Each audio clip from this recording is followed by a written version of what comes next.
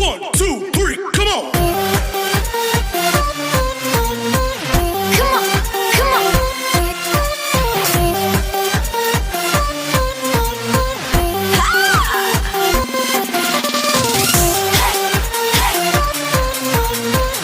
Come on, come on. ของหวานเนี่ยก็ไม่ออกกำลังกายอยู่ดิยังจะอยากกินนี่พี่น้องวันนี้เขาจะพาเที่ยวตลาดเนาะเรามาลองยางเหมือนกันคืนนี้ไปให้หมอดีกว่าเอาเท่าไหร่นะคะ20ใช่ไหมเอา30เราจะซื้อหลังแรกกินบัสเอิร์นต่อตอนแรกไม่กินนะจ่ายตังค์ให้หน่อยใช่ค่ะเนี่ยอยากกินกิโลจอกินปะ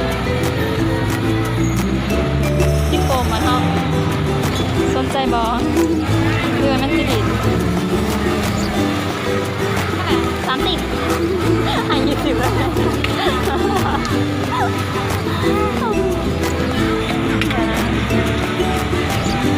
ปลาสลิดใช่หมู3ชั้น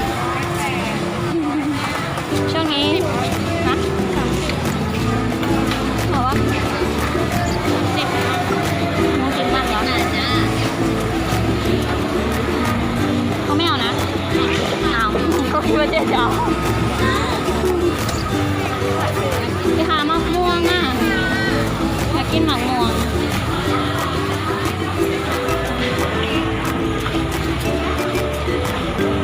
โอ้นี่แหละร้านนี้แหละร้านนี้แหละนี่มั้งนี่แหละโอ้ค่ะโอ้ยนี่มะม่วงอะไรอะคะมะม่วงแก้วแต่บ้านเราเรียกมะม่วงหนัง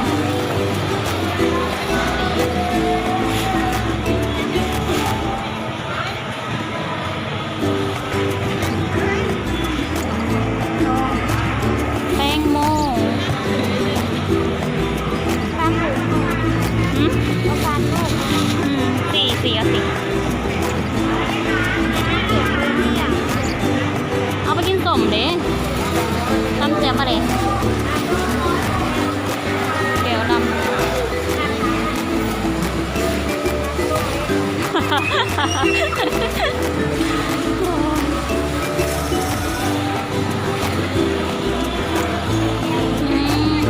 งามแท้ดูมันง่ายมั้ย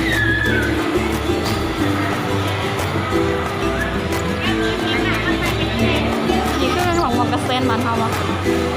แต่บ่แน่ใจว่าแม่นหรือบ่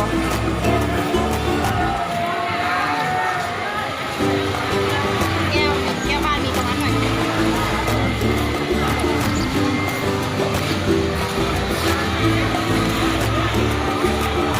โอ้มักทุเรียน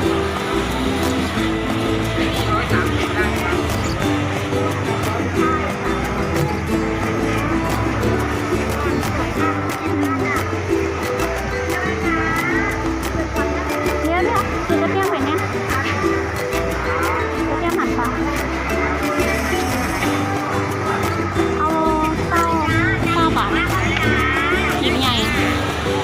ร้อยเดียวเลยจ้าหมูฝั่งนี้เลย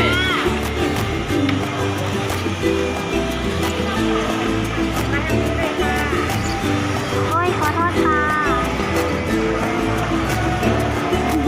ส่วนบุตรเขาไปละวัน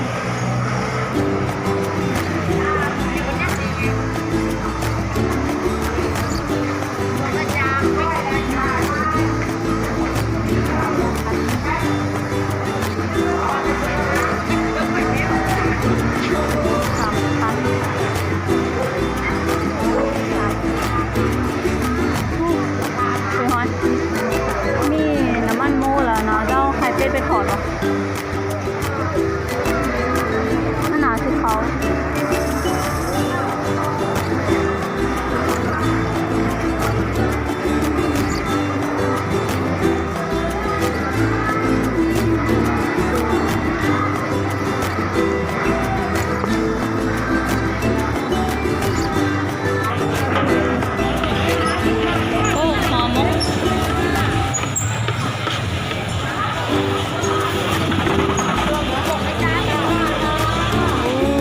ทอด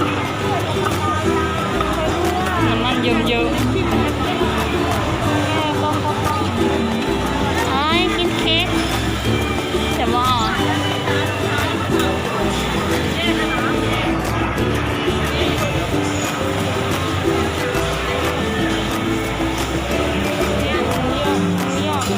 หมูย่อแบบบ้านเฮาวะอ๋อ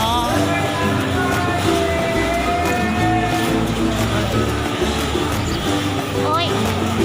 เดี๋ยวทานตะวันกระเฉดเอาหน่อยโอ้แปลกระเฉดด้วยเดี๋ยวแปลกระเฉด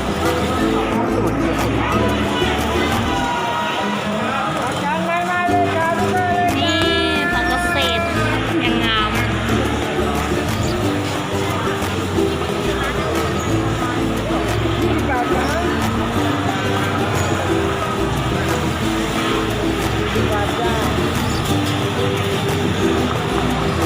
40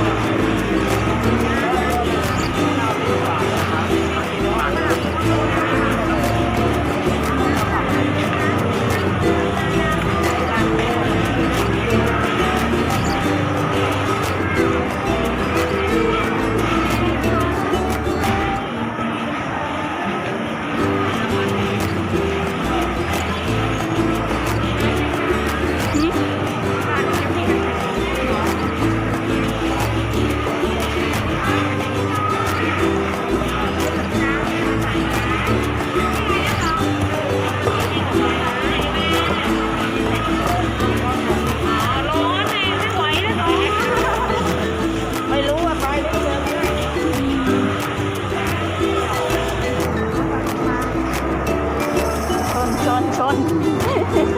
ยางกับที่ชนเขาเราว่าเดี๋ยวเอานี่ไปจานอันนี้ถุง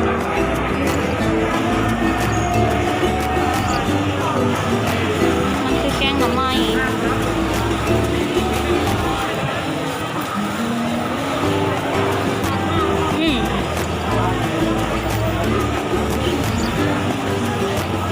หมดแล้วเงินหมดแล้วกลับโอ้ยำแหนมสนใจปะแหนมนั่นก่อนนะจ้า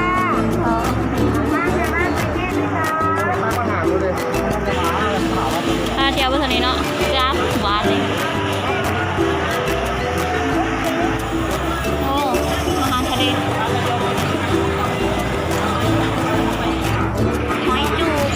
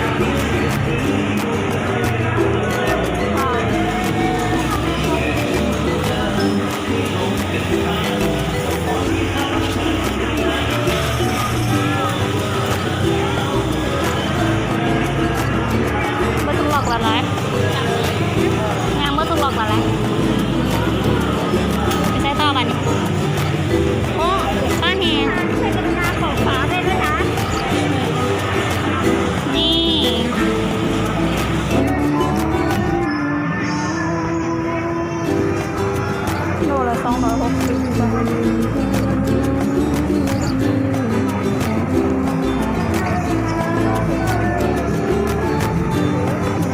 มีเนื้อโง่มีเนื้อโง่โง่อะมีเนื้อโง่รุ่นมันเกิดตลาดได้หลายของหวานเนี่ยก็ไม่ออกกำลังกายอยู่ดิช่างจะอยากกิน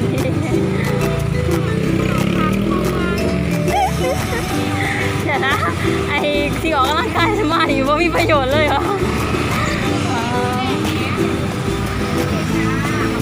แต่ตอนนี้เขาไปตากินลูกชิ้นโอ้ยยังไม่วัดจบกันเที่ยวตลาด